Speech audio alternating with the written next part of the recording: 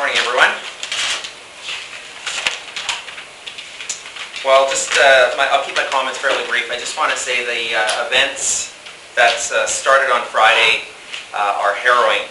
Across our community, I think it's safe to say we're reeling as Winnipeg, our home, has always seemed impervious to such ruthless, vengeful attacks. And I want to first send our thoughts and our prayers to the victim, Maria Matusas, as well as to all those that have been affected. The impact of these acts is far-reaching in our community, and we're thinking of all. Especially want to thank our first responders, the Winnipeg Fire and Paramedic Service, the RCMP, and most notably, of course, our Winnipeg Police Service. Their tireless, their quick efforts over the past weekend have been nothing short of exceptional. And their exemplary efforts of all of our first responders this weekend likely saved lives and further injuries. So thank you on behalf of the citizens of Winnipeg, and I'll now turn it back to you and to our chief. Thank you very much. Well, good morning, everyone. Thank you for coming. As has been stated already, the last few days have been difficult for our city. I know particularly so for Mrs. Maria Matusas, her loved ones, her colleagues, and her friends. Now, in the wake of this senseless tragedy, I want Ms. Matusas to know that the thoughts and prayers of the members of the Winnipeg Police Service have been with her and will continue to be with her. Whether it was the officers guarding your hospital room or the dozens of officers who worked around the clock to bring this to a safe conclusion, we were bolstered by your bravery in the face of this ordeal.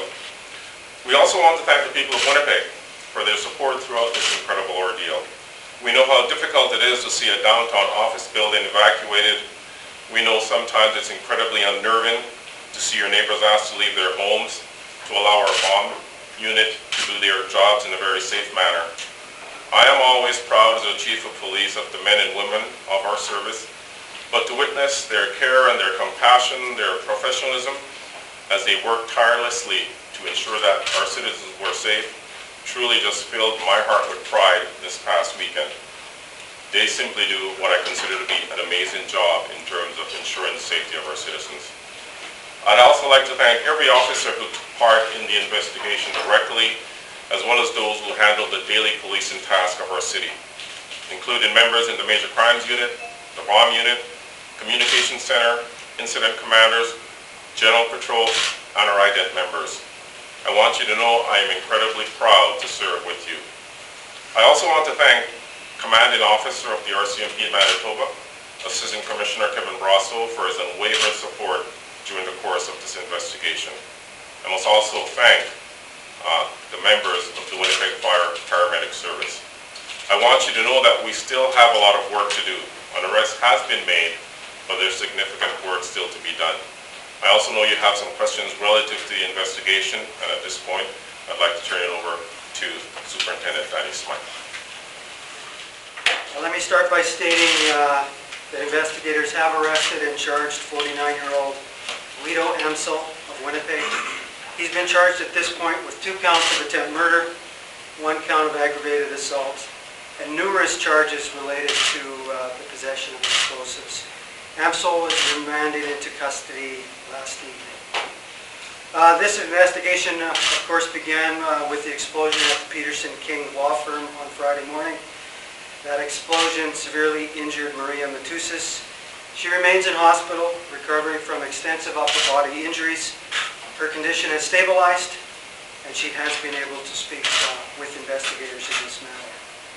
Later that day, employees at the law firm of Monk Goodwin self-evacuated from their office and notified police of concerns that they had. Ms. Matusas was a former employee of that firm. This location was attended by police and secured and cleared by our bomb unit with the assistance of the RCMP. This was done largely precautionary. There were no suspicious items or packages discovered at 444 St. Mary's.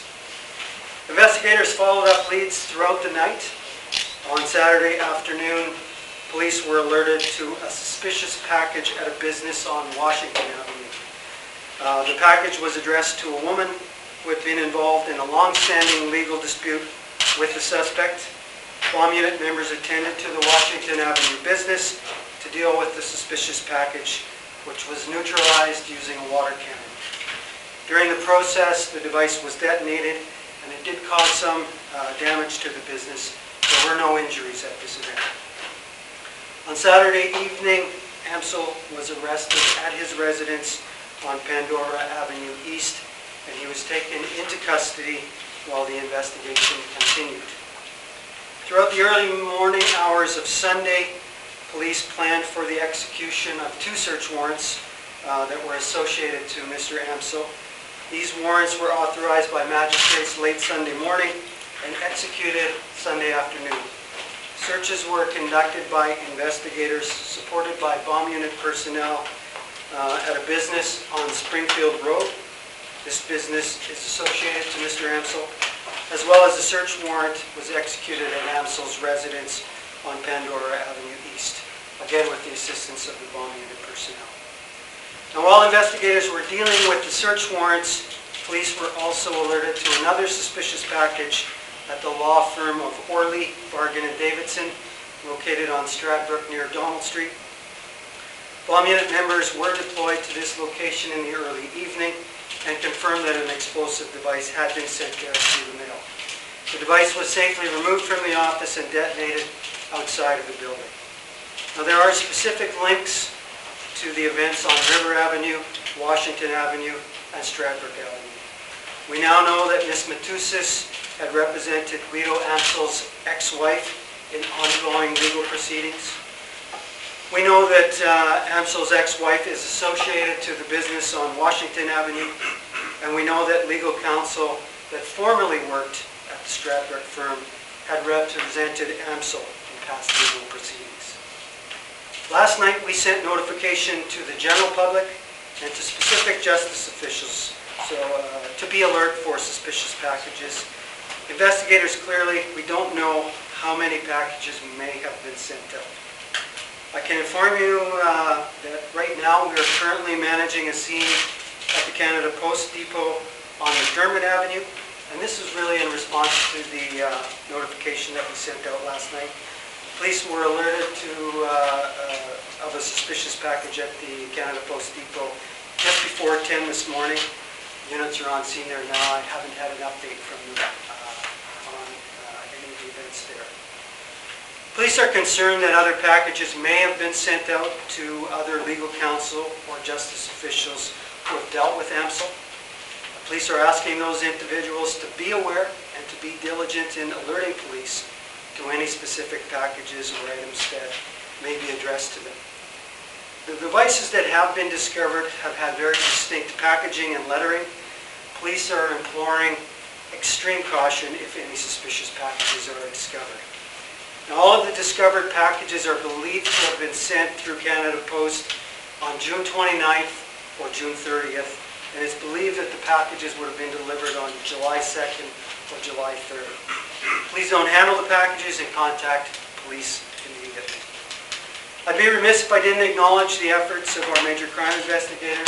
They've worked tirelessly around the clock through the weekend to bring charges against Mr. Amsel.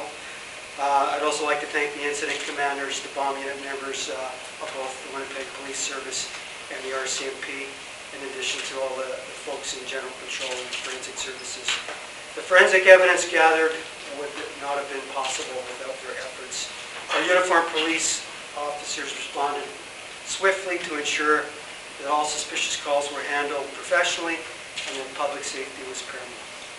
Lastly, the support of the chief, the police board, and the mayor's office and provincial justice officials has been unparalleled. This is still, I won't say early stages any longer, but certainly there's still a lot of work to be done.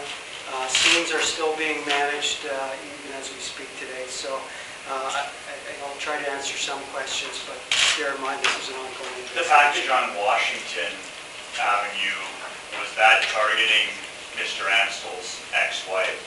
Certainly it would appear that business is associated to his ex-wife, so that's a theory that would be running. Do you know how many other packages there might be, how long this might go on for, how many other people No, we don't.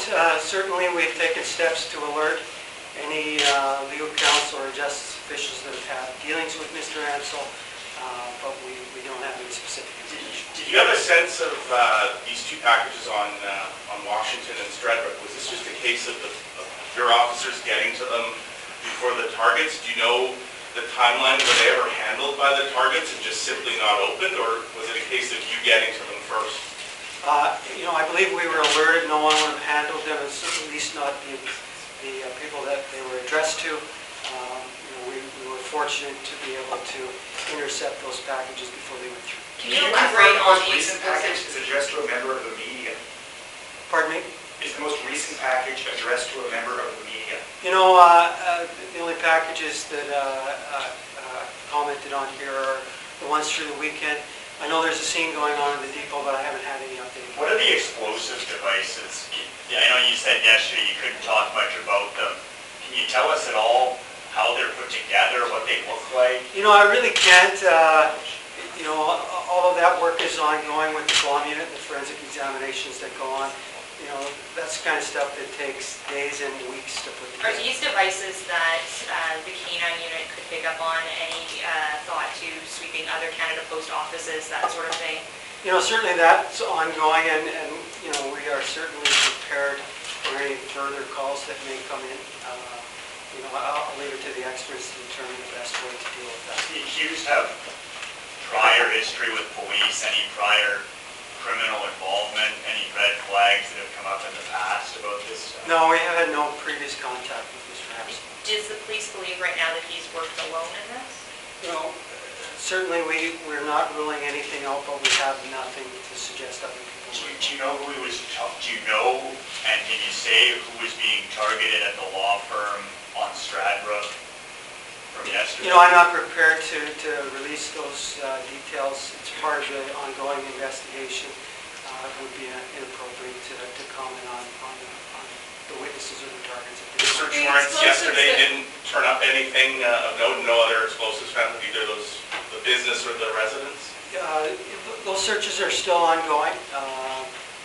Again, from an evidentiary point of view, I wouldn't be prepared to comment on that, but I can tell you that we still have people on scene continuing on with those searches. Were the explosives designed to detonate upon opening of the mail, or was there, can you talk a little bit what the trigger would have been? Again, that's going to be for the forensic analysis. I really don't know that much about the specific explosives themselves. Is there any update on the condition of Ms. Matusas? The last I had heard, she'd underwent some surgery. She's stable. I haven't had an update in terms of any further prognosis. Where's the suspect's ex-wife? Where is she? She's in Winnipeg, or? Yeah, She spoke to us yesterday that you'd spoken to her. Have you spoken to her at all since? Do you plan to continue to be in contact with her as you investigate this stuff? I certainly would leave that up to the investigators. If they need to follow up with her, I'm sure they will. When it In comes to the relation farm, to the McDermott incident, I know you said that you couldn't give a lot of details, but you had said in the release yesterday, or the release said that there was distinct writing on the packaging. Yes. Is that, can we at least say that there was distinct writing on this package? Or I haven't really had an update from, that occurred only an hour ago. We've been preparing for this, frankly, so I haven't had any information come back from the officers at the scene. speak about how you're able to prepare for so many reports of suspicious packages. You mentioned on Friday you do have only one bomb unit. You called in the RCMP. I mean, when it comes to police resources, how are you managing this? How many calls have you gotten? Well, there have been several suspicious calls. Fortunately, most of them have been unfounded. The ones that have are people who have done a tremendous job, staying focused in the investigation. We have tremendous assistance from the RCMP, and between the two units, with some breaks through the weekend, they've managed the multiple scenes through a lot of different kinds of weather all weekend long. They've done an admirable job. Is there any truth to reports that when police took Mr. Amsel into custody, some sort of list was found with people on it that he named that it wronged him or that he was targeting or anything like that? Can you comment on that? Well, I certainly read that as well. I That's a tremendous source. I wish I had that source too. No, certainly we're not aware of any list that was provided or discussed. Can you comment on the motivation then? You know, as near as we can tell at this point, it looks like there was a long-standing legal proceeding that has been ongoing for several years. That's about as much as I can comment on at this Are point. you able to elaborate on what led you to the accused? Was it information from Ms. Matusas? Was it What led us to mention? to the accused? Certainly, once we started confirming the links between the associations between the three River Avenue law firm, Stradbrook law firm, and the Washington business, it became evident. How would you assess the level of technical sophistication in the construction of these devices? So again, it's early on for the forensic investigation, but I'm told it's pretty sophisticated. Were there any suspicious packages found wherever his ex-wife either works or lives? Certainly the business I already referenced, the businesses associated to her, that package was discovered by her phone. Is he cooperating with police? Are you interviewing him still? What's his level of cooperation means? So he's in custody with us for the better part of 24 hours through Saturday, Sunday. He's remanded into custody right now at the remand center. Our investigators have the opportunity to teach him. What has been on the packages? Pardon me? What has been on the packages? They're just addressed to people with an address. And what makes them specifically recognizable? The block lettering that was unique. Would it have been difficult, how difficult would it have been to send these packages through Canada Post, as it's been indicated that they have screening, that sort of thing? Does that speak to the sophistication of them? I'm certainly not aware in any detail of Canada Post processes. Maybe that's a question.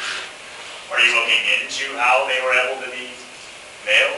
Certainly, we've had contact with Canada Post and it'll form part of the investigation. And sorry, just as a Mike, follow-up we're to going to that, have to wrap this up shortly. I understand there's a lot of questions, but many of these are technical in nature. Right. And so 2 more questions, and then we'll have to wrap it up. could these packages, or how likely is it that they could have detonated accidentally in the course of being transferred to the location? I'm sure that was a risk. Again, I think our forensic people will be in a better position to comment on that once they've had an opportunity to analyze. How long do you expect, you say you don't know how many packages are out there, how long do you expect people to be on sort of high alert and see these kinds of evacuations and alarms, whether they're false or... So in large part, we're going by the timelines that have kind of established themselves last week. We know we had the holiday on Wednesday. We believe the packages that we've intercepted were put into the post on the Monday or the Tuesday. We think they were delivered on the Thursday or Friday. By and large, he's been in our custody now since Saturday. We're aware that, with the Canada Day holiday, many people may have been off, for that extended period. That's really why we try to heighten as much awareness as we can, so that when people are managing mail, they're aware of that. So, a day or... yeah, I would expect that if we're going to see any more packages, they would probably emerge in the next day or so. How's Canada Post reacted to this? I haven't had direct contact with them. I know our investigators have.